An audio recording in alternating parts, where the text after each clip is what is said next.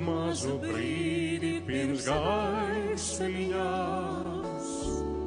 kad pasaulē tik viegli kļūst, pats Dievam iestār zem.